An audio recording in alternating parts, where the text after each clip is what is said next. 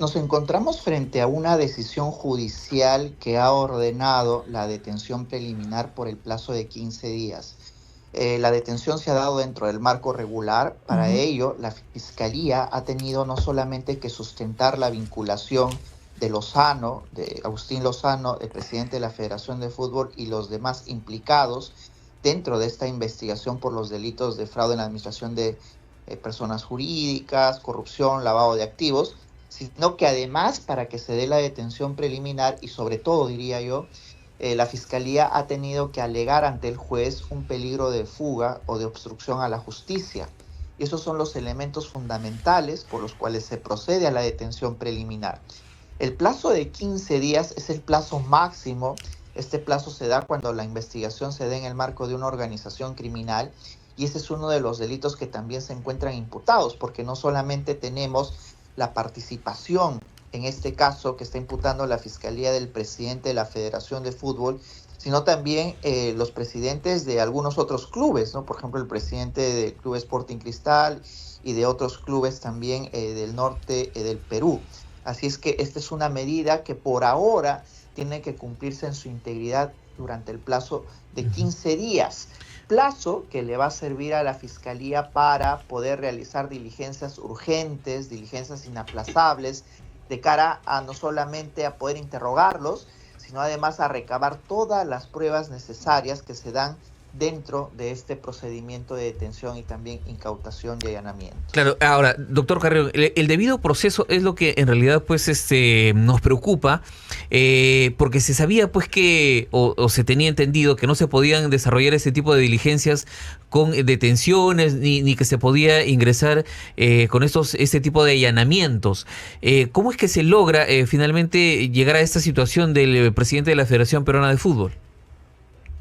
Claro, recordemos de que esta investigación ya data de hace algún tiempo. No es una investigación que se haya iniciado por la noche y que inmediatamente se haya producido la detención de estas personas, sino que ya tiene un desarrollo de un tiempo atrás. La Fiscalía durante este tiempo ha tratado de recabar las evidencias que vinculan a los investigados con los delitos antes mencionados, los más graves sobre todo, ¿no? Ujú. Los vinculados al delito de lavado de activos, corrupción y organización criminal.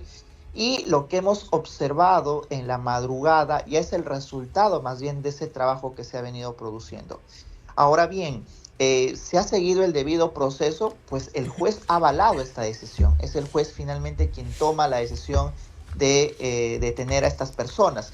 Pero luego de la decisión judicial, lo que tiene que hacer la Fiscalía y la Policía al momento de implementar ya la medida judicial es precisamente garantizar los derechos de estas personas.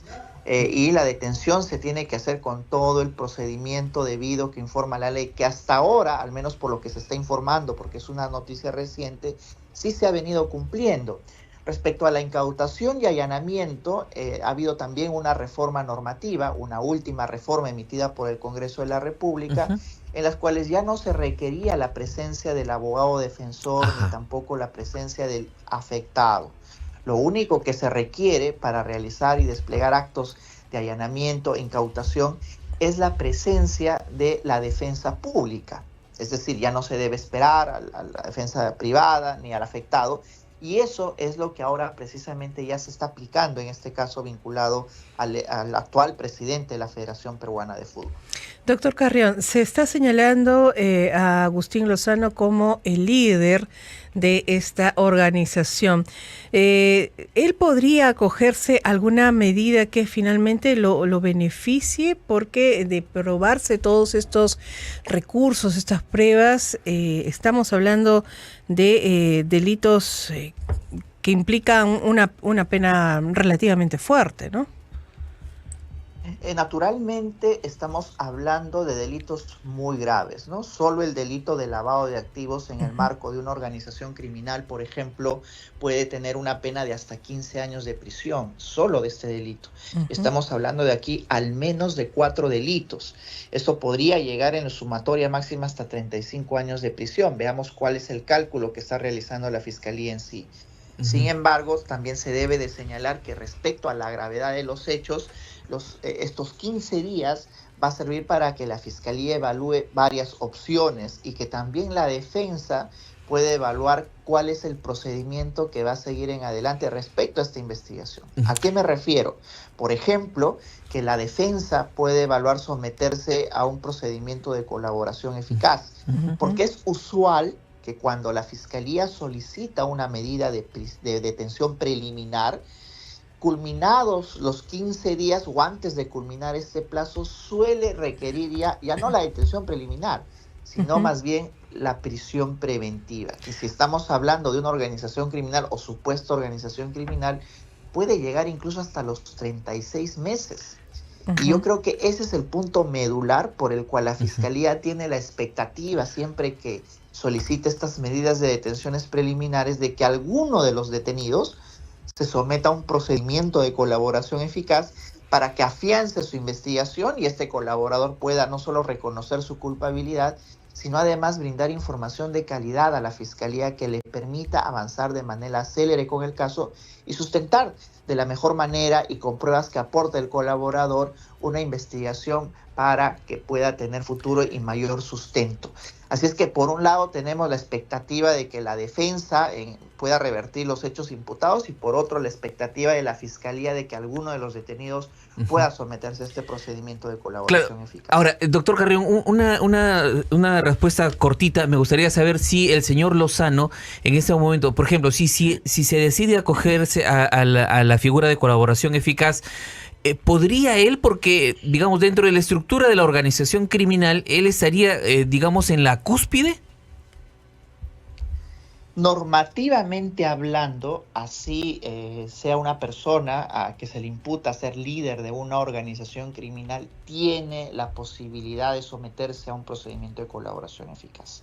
Así sea alguien líder de la organización criminal. Así es que no habría ningún impedimento legal para, en este caso concreto, incluso Agustín Lozano se someta a este procedimiento de colaboración eficaz. Y si lo puede hacer él, pues lo puede hacer cualquier otro miembro de esta organización que la Fiscalía esté imputando. Pero ojo que los presupuestos para someterse a este procedimiento son dos básicos. Primero, reconocer culpabilidad, es decir, reconocer que se ha participado en los hechos que la Fiscalía viene imputando. Y en segundo lugar, aportar información de calidad para permitir no solamente dilucidar los hechos, sino además justificar los mismos con algunas pruebas que pueda aportar. O sea, no solamente valdrían los dichos de quien se está sometiendo al procedimiento, sino además aportar los elementos que la sustentan. Es un hecho reiterativo, que no es de ahora, sino que es una indagación que tiene ya bastante tiempo y que hemos seguido de manera un poco confusa, pero que a raíz de lo acontecido en las últimas horas se ha procedido a una detención preliminar, que es una detención de naturaleza policial.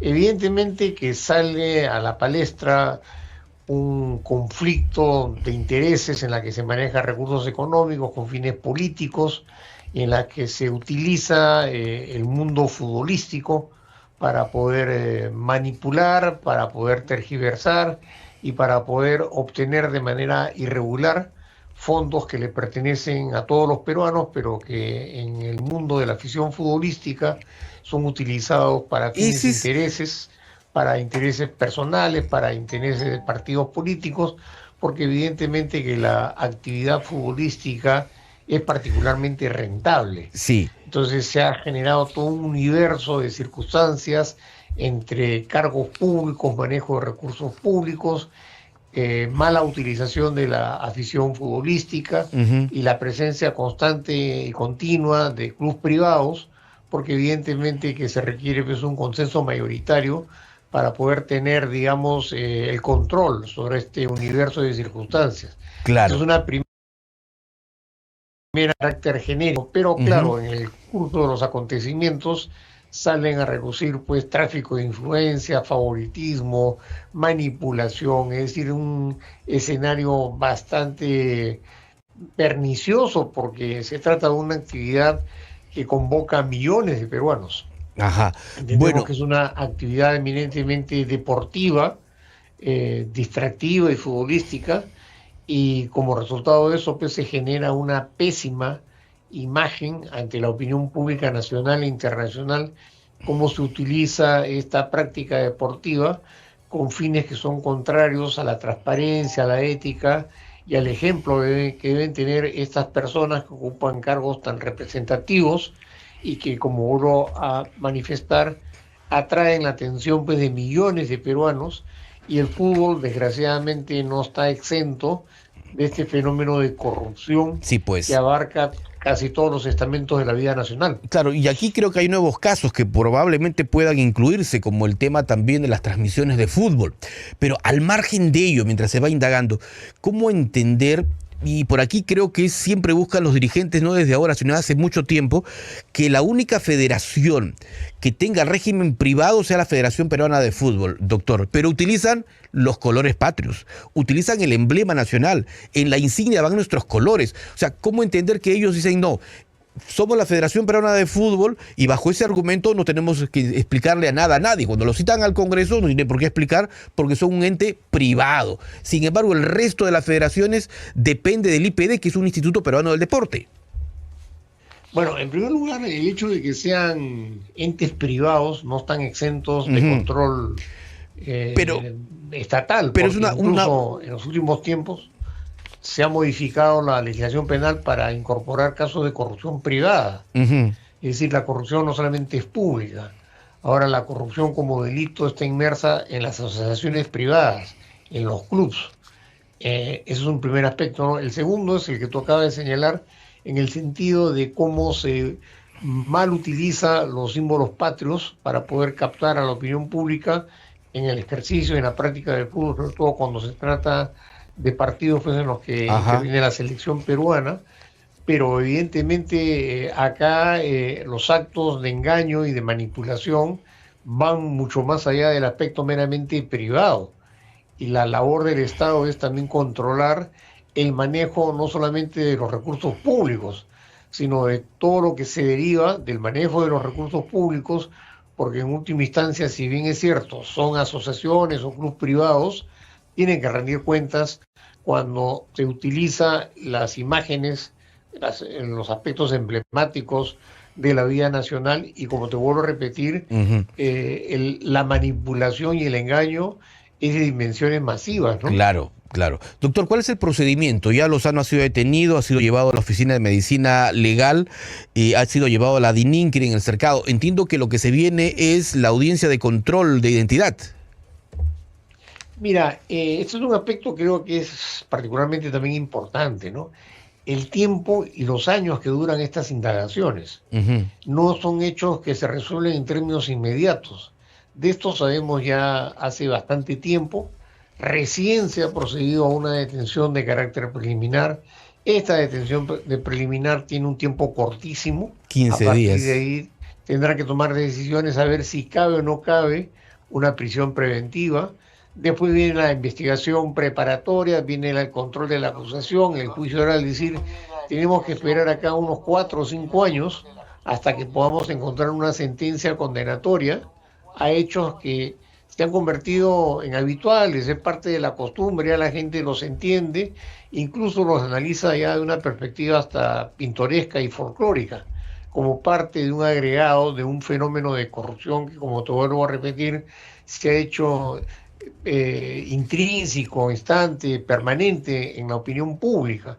Entonces, más allá de lo que pueda suceder en las próximas horas respecto al control médico-legal y las decisiones que se tengan que tomar, esto es algo ya permanente, constante, habitual, que la gente lo absorbe y lo asume como si fuera parte casi de la normalidad, ¿no? Claro, sí, pues lamentablemente estamos casi normalizando la corrupción en nuestro país, y eso lamentablemente genera que tengamos una sociedad y sobre todo como la que estamos viendo, práctica tan masiva, importante como la práctica deportiva, ¿no? Y el fair play, doctor, el fair play. Nosotros que luchamos siempre por el fútbol, el deporte limpio, cómo manchan la blanquirroja, lamentablemente. Bueno, y fíjate tú, los resultados saltan a la vista, ¿no? Sí, pues, obvio, es un fútbol mediocre, es un fútbol mercantilizado y no tiene ningún éxito internacional. Cuando salimos a competir en los foros, en las ruedas, digamos, internacionales, tanto